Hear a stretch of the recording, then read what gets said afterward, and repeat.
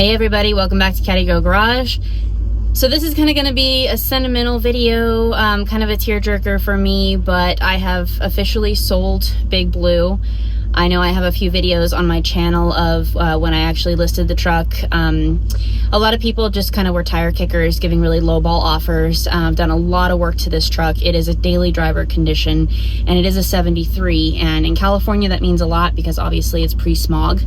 So anyway, just kind of held out for a long time until I got the right offer, and I'm selling it to a very nice gentleman who's also a veteran in Virginia. So the truck's going to be going literally across the country, but I am sure that he will absolutely love it, and he says he's going to drive it often with his wife, and they're going to just enjoy it and have a really good time with it. So like I said, a little bit of a sentimental tearjerker for me today, but that's the decision that I've chosen. So got to kind of make some choices in life sometimes.